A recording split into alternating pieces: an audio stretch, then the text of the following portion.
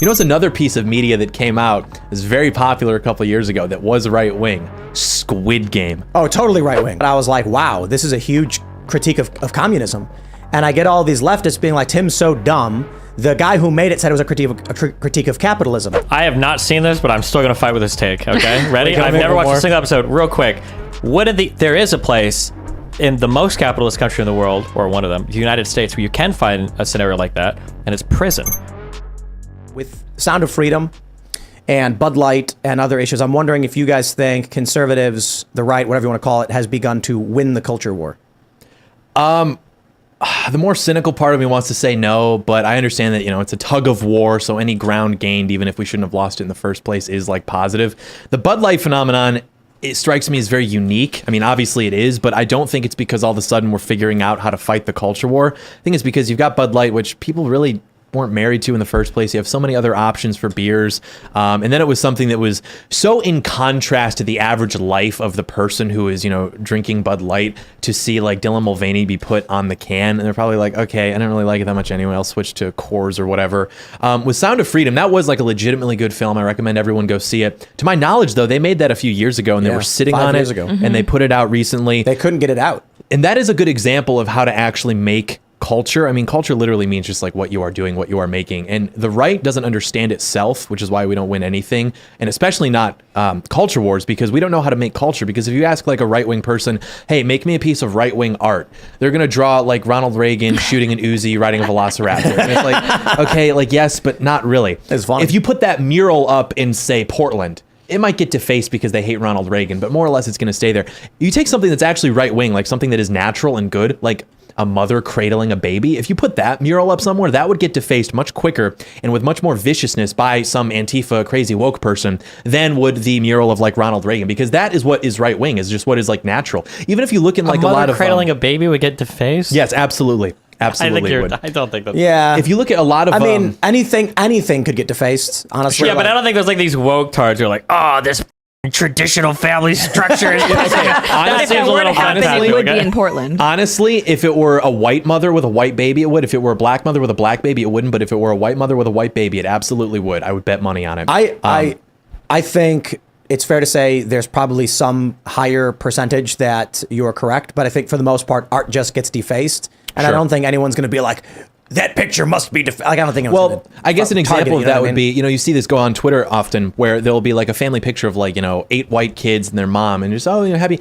This is ecological terrorism. Something about this seems wrong to me. Say just having a large white family is offensive. And even if you look at like the most popular tropes in films, they all are in a way like right wing. I mean, you know, the good over the evil, the strong over the weak, the triumph of good. Jonathan Bowden writes about this extensively. That's right wing? Oh, absolutely, absolutely. I feel like a lot of the traditional media is actually, if you, depending on how you analyze it, a lot of the movies we had growing up was actually the overcoming of toxic masculinity. That's true. So they will take like a right-wing sort of concept and they will redress it to be more egalitarian, because they will replace, you know, the man with the woman, or they'll add like woke stuff or gay stuff or what have you. I'll fight a lot on this. If you think of like classic movies, how many old movies can we think of where you've got like the hotshot kid and he comes in and he's not a team player, he never passes to his friends, and he quits his team, and then he has like a day or two off where he like hangs out with somebody. He's like, oh, you know what? I need to calm it. Like the Mighty Ducks is like a classic example of this. I'm sure there's a ton of other movies that are like this. And then the guy comes back and like either he wins the game because he's playing with his team, or he passes to the other kid on the team and he wins. I feel like that's a pretty classic. I wouldn't call it like right wing or left wing, but like framed in today's society, that feels like people would view it more as left wing because it's attacking toxic masculinity. But like I think there's a lot of classic tropes like that of like men overcoming their more. Yeah, the jockey guy was always like the bad guy. You know, it's the jockey guy was look at Back to the Future. It's because it was written by Hollywood nerd writers who you want to know what right wing art is? Self-inserts. And I think one of the issues is you are correct. The right doesn't know itself, and I constantly hear about this movie is too woke, so it's bad or whatever. Captain America. That's right wing. That's a right wing movie, hands down. Yep. It's literally a movie about a scrawny guy who's trying to lie his way into the army, who becomes this like visage of stereotypical masculinity, who fights Nazis to save the day. It's like pro-America. His name is Captain. Like that's like very right wing. Yeah. Conservatives didn't come out and cheer for that movie. No, they ignored it. We don't even. We're like a fish in water, unable to detect what is around us. It's like hierarchy, the ascent of hierarchy.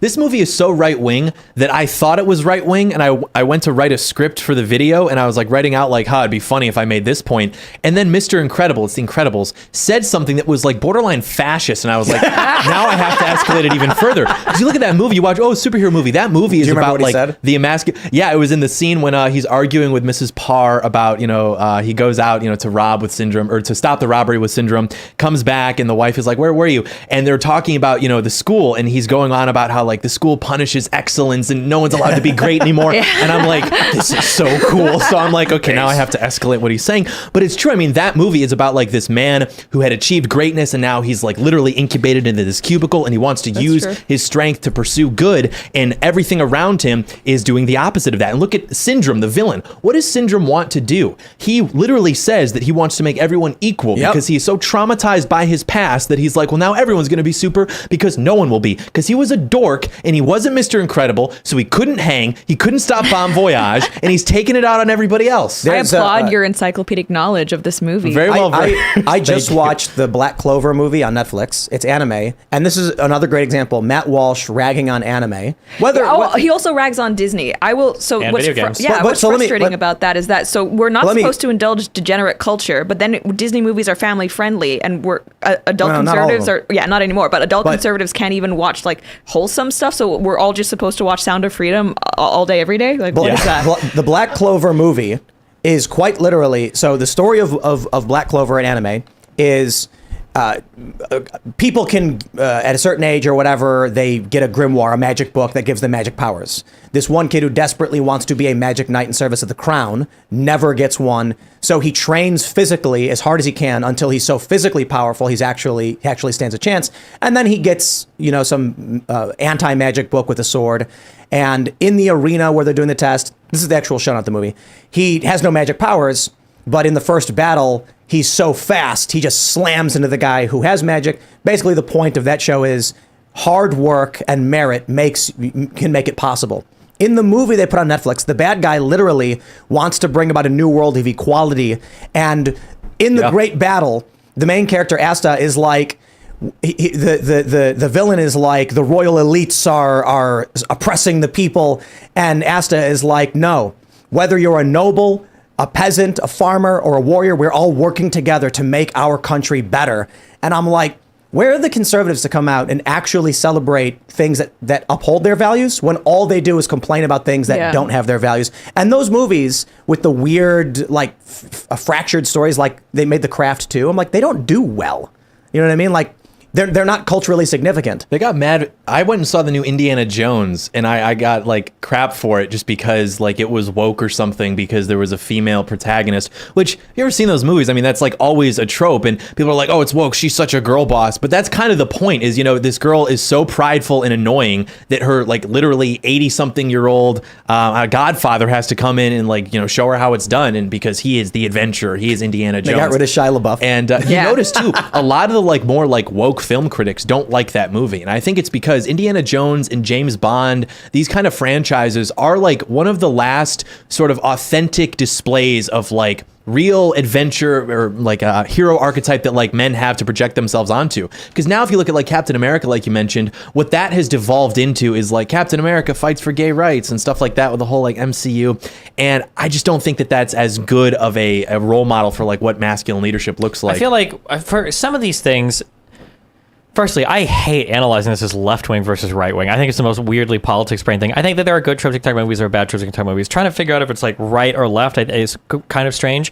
Something that I'll be a little bit critical of conservatives on is sometimes, and I understand maybe because there's not good leadership in the Republican Party right now, because there's a huge split between DeSantis and Trump, and who knows what else is going on, is sometimes I think it would be better if conservatives could frame things positively rather than like attacking everything. Because sometimes it feels like they don't have a good, like, what would better representation representation be? Instead, it's just like, I don't like that there are so many black characters. I don't like there's so many female characters. I don't like that the man did this or that or that. It makes me wonder sometimes. There are classic movies that I consider 10 out of 10 movies that if they were to be released today, I feel like conservatives would call them woke. I feel like legitimately, I'm not saying it's an opinion. This is a fact. If you disagree, you're wrong. Mulan was an amazing movie. Yes. I feel like if Mulan got released today, I think conservatives would universally pan it. Wow, a woman steps into a man's job, robbing honor from her father, and fights just as good as the men do. She even beats up the mega. Women aren't that strong. Women can't do that. That's not even, and it's emasculating as hell that she beats the boss and says, like, I feel like that would be the criticism. Like, damn, I don't know. That seems kind of sad. I agree with the point. Is that the a beginning true story? you said. Mulan?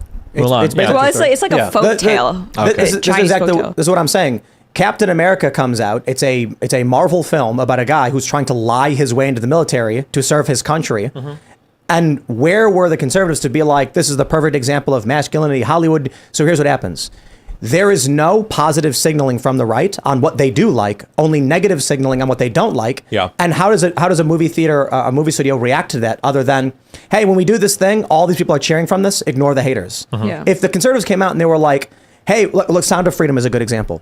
It beats Indiana Jones on a Tuesday. Obviously, Indiana Jones has like 85 million plus, but for the Tuesday, Sound of Freedom did really, really well, creating an opportunity for studios to pursue these types of movies. A positive reaction is better in terms of growing culture than a negative one. Well, we kind of had that with Top Gun Maverick. I think that was kind of like returned to is like, wholesome male lead character, hero archetype, very pro-Americana, kind of jingoistic with all the fetishization of the military, in my opinion. But I mean, that's a pretty right-wing movie. There was even like you mentioned, conservatives, and I think this is by our nature. I don't know how we would ever get around this. We don't know anything except for what we don't like. Maybe it's because the values that enabled the society that we want to conserve to exist, we don't exactly embody ourselves, which is why, like Destiny mentioned, if a movie came out nowadays that was very popular back in the day, we'd be like, oh, there's too many female characters, too many black characters, but at the same time, we wouldn't actually want to make a movie without that because it'd be like, well, we don't want to be racist because we are so like cucked to the morality of the left. But the same thing with Top Gun Maverick, like conservatives liked that, but they liked it because it wasn't woke, which is to say it wasn't, anti-America. It wasn't like, over the top with like, diversity, equity, inclusion, stuff like that. But there are more subtle themes of that movie, which I do find this fascinating, like the left wing versus right wing analysis. I don't think it's so much left or right versus like subversive or upholding of traditional values. I think that is in itself left and right. Like just as that even, but like with Top Gun Maverick, you've got this character who is kind of like James Bond in the sense that like he's obviously top of the league, he's excellent, he's competent, but he also maneuvers around like this sort of bureaucracy that's like, no, you have to do this way, you have to do this way. Kind of makes his own rules, and people really like enjoy watching that. This sort of like guy who is like very competent at his job and doesn't have to be governed by this sort of like algorithmic process which most men nowadays have to follow. So I think that is very like inspiring to them to see that displayed. But a conservative wouldn't understand that. They would just watch and be like, oh, the plane, but they wouldn't understand like why they like it, which is why Hollywood's like, oh shoot, they like this movie because America and planes. Well, let's make another. Let's make a reboot. Does it make money? Yeah, with Bud Light, Starbucks, Target, I think you're starting to see companies get worried about leaning too hard into maybe not simply pride stuff, but politics in general. Maybe, yeah. You have to keep in mind that this is kind of a forever losing battle, is that if you have media or products that are focused on like diversity and inclusion, by default, you're going to have a much larger fan base. And that's something that conservatives kind of have to factor in. But it's not just about diversity and inclusion, because if you look at the Fast and Furious movies, those are diverse. They're totally diverse. I have not heard a single person call those movies woke. So there's a difference between wanting a broad audience and understanding this is a global market versus, now this Viking Jarl is a black woman. Like they're different. That's one of the good things for, I want to say almost every Tom Cruise movie I've ever seen. I don't know if Tom Cruise is involved firsthand in like declaring this or not, but I feel like almost like there are a lot of good women characters in a lot of the movies he's in. Where it, but did you see The Edge of the Edge of Tomorrow? Yeah, no, I love it. That's a really good movie. The strongest character, arguably, is a woman, except for Tom Cruise. But you never ever get the inkling of wokeness from that movie ever. In Top Gun, one of the pilots is a woman. I think the one that goes, and there's never a scene where she's like, I could do it better than the boys. Right, that's it. It's not just about having strong female characters, which have existed in movies for a long time. Like, I mean, the Aliens movie, Terminator 2, that's not a problem. I think Hunger it's Games. when that's coupled with the undermining of men. That's, I think, what makes it woke and what people don't like. Yeah, like that's the left falling into the same trap as the right, where we have this horrible problem as humans, where we can never just like something without shitting on the antithesis of it as well. It's not enough to be a PlayStation gamer. You also have to hate the guys that play Xbox. Yeah. It's not enough to empower women. You have to shit on men at the same time, you know? And there are so many scenes in some of the because you go back, like Sarah Connor from the Terminator movies or Sigourney Weaver as Ripley in the Alien movies. These are amazing representations of women, and there would never, or Kill Bill even, there are modern examples too. Yeah, where you don't have those woke moments where, the woman is outperforming the guy, and it's like, this is why I don't need a man. I think Hunger Games did a really, really great job of having a female lead. She was the first ever female action star. Did you know that? Jennifer Lawrence said that, so. Oh, I remember that. That's so absurd. Jeez, this is the kind I think that was a misspeak, to be fair. I did see that interview, and it was, but she apologized for that. But think about the Hunger Games arc as compared to a traditional hero's journey of a man. Katniss Everdeen does not want to go to war, does not want to be hero, and desperately tries to stop her involvement in the conflict. Yeah. I thought that was a really interesting take on a female perspective in an action movie, whereas the guy is usually like, I have to go and do this, or else the world will end. And Katniss Everdeen is like, I don't want to go to war with you. Keep doing it. I'm protecting my family. Yeah. I thought that was fantastic. And that's the thing too, is like, she doesn't fulfill like the male archetype for that situation. Like you said, she acts like a woman, but she also is able to succeed. I mean, she's not like dealing with the conflict and just like, I am stoic. I mean, she's breaking down crying. She's exploiting her beauty to like get sponsors and, advance further to protect her family, which is noble. I mean, we're not saying that like females are incapable of nobility, but you're exactly right. I mean, they tell the story without people in the audience being like, wait a minute, they're trying to cast, her as a male character. And that's weird. I think that's what it is like, watching the film, watching the characters, and being able to tell that the way this character is behaving is unnatural. They are doing this because they are trying to pretend that like everybody's equal and we can all just sort of like plug ourselves in where we will. It's another piece of media that came out, is very popular a couple of years ago, that was right wing. Squid Game. Remember Squid Game? Oh, totally right wing. Because and these finish your point. I got to rant on this.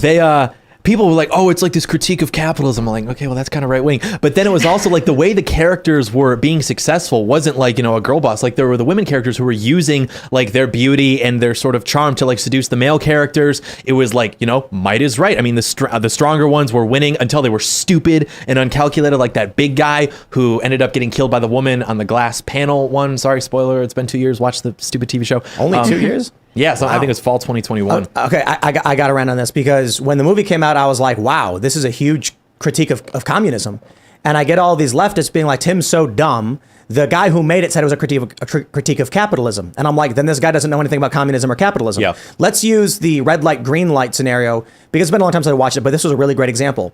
In which system, contestants, are you likely to find everyone wearing the exact same clothes, starting from the exact same position, and then being told, good luck? A capitalist system or a communist system? Because in a capitalist system, some people are born wealthy. That means they would be born with tools and advantages halfway across the room already and not have to start from the back. Yeah. If everyone's forced to dress the same, start from the same position, no matter how old or whatever, that is more of a forced equality system than some people are naturally benefited. Hold up. Yeah. Okay, hold on. I have not seen this, but I'm still going to fight with this take. Okay, ready? I've never watched a single episode. Real quick. There is a place in the most capitalist country in the world, or one of them, the United States, where you can find a scenario like that, and it's prison, where people tend to start behind, they're all given the same clothes, blah, blah, blah. Wasn't the point of the Squid Game show, you're talking about the Squid Game show, right? Yeah. Or I don't even know what the movie show. Wasn't the point of it was that every single person there had some big problem, and that's why they were there? They're all facing debt. Okay, yeah. So then that is more of like people fucked up first, and then kind of like instead of going to prison, you can go to the Squid Game to, I guess, like get money or whatever. So that, I don't know if I would say that's a pet fair. That it feels like pretty capitalist to me, that a bunch of people that get fucked in life and debt are now in another fucking rat race where they've got to, try to fight against it. But that's not unique to capitalism. It'd be like I'm not saying it's unique to capitalism, insofar as that's usury. That's like loans, which people on the right don't like. The idea that the scenarios... Yeah. The idea that... No. I mean, the Catholic Church banned that. That's why... How do you buy a house? No, I understand traditionally, like usury is bad, but like I'm pretty sure Catholics want to borrow money, right? Well, I mean, you want to borrow money, but we disavow usury. We don't like usury, like loaning with high interest rates, exploiting. What is a people. High interest rate? Exploiting? I mean, well, think about it this way. Like, the way that people perceive money nowadays, I don't, like with student loans, I sympathize with the idea of them being forgiven because I don't think that people understand how interest works, how money works. And so, and credit card companies know this. I mean, these people, it's predatory. I don't like predatory Wait, so do you think lending. people should never be able to borrow money? Absolutely not. I think that and I don't know what the exact number is, but there is something to be said about people exploiting people's desperation and need for money and trapping them into debt for more or less the rest of their lives. Wait, so how do we buy houses or cars? I'm not saying that lending in itself needs to be outlawed. I'm simply who's going to lend money if you don't get interest think on about it? Squid Game, the amount of debt you have to be in Squid Game. I am saying that type of lending is predatory. It's obvious before you make that amount of, or that loan, that this should have been taken into account. You can sort of tell what the people's circumstances are. I think that should more or less be outlawed. I think that's absolutely wrong. I'm not saying if you have your 20%, 10%, 5%, buy a house, but I'm saying, like, these high interest rates, like 20, 30% for credit cards, student loans, things like that, should absolutely be discouraged, not allowed. These were not components of Squid Game. Right. They were in debt though, right? Yeah, they were all in debt. And they were competing for a lot of money. I don't think they were all in debt. I think they were all competing for money. Right. There was a big thing that filled with money or whatever. Yeah. But the idea that it's a critique of capitalism is incorrect, because to be fair, as to try and give someone the benefit of the doubt, the movie is a critique of authoritarian corruption and centralized You economics. keep saying movie. It was a show, right? It was Yeah, a it's movie. a show. Oh, it was a show. It was a show. Oh, sorry. It was a show. There Okay, you go ahead. Sorry. Okay, yeah, but yeah. There you go, okay. show. Sure. But the general idea is, you get these people saying, and even I guess the guy who created it's a critique of capitalism because they were powerful people who are, controlling and manipulating people this way. And I'm like, that's not what capitalism means. Yeah. Communism being the political structure. I'm not saying it was a socialist film. I'm saying the idea of private trade versus public trade is not necessarily a component of what I'm criticizing. I'm saying authoritarian control that puts people on the same clothing and then drops them off and exploits them is not what capitalism is. You can call it corporatism. You can say it can arise from an unchecked capitalism. But if we're actually talking about private ownership versus public ownership, that's not what Squid Games was criticizing. Yeah, there's this interesting phenomenon where people will try to make art that is conveying like a left-wing message, but then the audience perceives it much differently and ends up liking it. Like, you'll see, my favorite example Fahrenheit is 451. Alan Moore, I think, is the author who wrote Watchmen, and you've got this Rorschach character who was written expressly to be this like bad guy, this fascist character, and everyone like loves Rorschach. I mean, I watched that movie for the first time at the advice of my friend. I was like, he's literally me. I mean, he's like, this moral absolutist. He's like complaining about liberal hippies and all this other stuff as the crime and everything infests the city. Far Cry 5, you've got that one song like "Keep Your Rifle by Your Side." They write that to make fun of "Keep Your Rifle by Your Side." They write that to make fun of like Christian conservative homesteaders. It's like an anthem now. Everyone loves that same song. with Fortunate Son. Like, a lot of people think of it as like, oh, this like pro-America. Is like, no, that's not. Yeah. I mean, like, I would say conservatives aren't above analyzing things incorrectly too, though, right? How many conservatives? I think even at a fucking Trump rally, they play that Bruce Springsteen song, "Born Yeah. in the USA." Yeah. I don't care how you look at That it. is not- You're never getting a pro-America song out of that, other than hearing the chorus over and over again. Yeah. I was going to say Fahrenheit 451 was, there's a famous story where Ray Bradbury was like giving a lecture, and they interpreted it as the students interpreted it as the government censorship, and he was like, no, it's about the public demanding it, and they were like, no, you're wrong. He's like, well, I wrote this book. Yeah. But in terms of Rorschach, this is really this is funny because I think Alan Moore, the writer, right? Was it Alan Moore? He had said it was supposed to be a smelly, disgusting, like far right or whatever you want to call it. People weren't supposed to empathize with this character. Yeah. The problem is Rorschach, his look, you want to make someone a bad character, don't make their arc that they caught a guy raping and murdering children and it caused them to snap. Yep. Because no matter how awful the person is in terms of his moral absolutism, you are like, if somebody witnesses something like that, I can understand them snapping. It's not a good character. But you're not going to hate. You're not going to feel hatred. You're going to feel like a sadness for what drove them to their madness. Not only that, the whether it's the comic or the movie, when he's in the scene in the movie where the guy tries to kill him and he grabs the tray and blocks the knife and then splashes him with the boiling oil and says, "I'm not locked in here with you. You're locked in here with me." This is a guy who was defending himself and then told them to back off. So by all means, criticize him and say he's supposed to be a bad character, but you write him in this way. Like, come on. I mean, that's a sign of a good character, right? Like, even like I would argue that the first Avengers movie with Thanos or whatever was written as a very sympathetic to Thanos lead villain. Yeah, I would say that. Yeah, I've heard right-wing commentators say that it's anything where there's like gray areas morally is leftist because of moral relativism. It's like, okay, I understand what you're trying to say, but a good villain will have their own justifications for what they're doing. Otherwise, it's just cartoon evil, and that's not interesting. And we went a little bit over, so I'll end with my final thoughts. That's why Final Fantasy 16 is awful. It was a terrible game. I stand by this. Everyone's allowed to be mad at me. I won't spoil the game, but it is lower than one-dimensional. So yeah, which isn't always bad, though. I will say that there's a time and a place for Game of Thrones, which is incredibly seven-dimensional. Yeah. Okay, God bless, the ending of that show was so fucking horrible. And there's also a time and a place for Lord of the Rings, which is incredibly one-dimensional. Agreed. It's literally the biggest, baddest bad guy and the goodest. But it's like, yeah, there's a time and a place to enjoy different types of media, I think, yeah. I agree.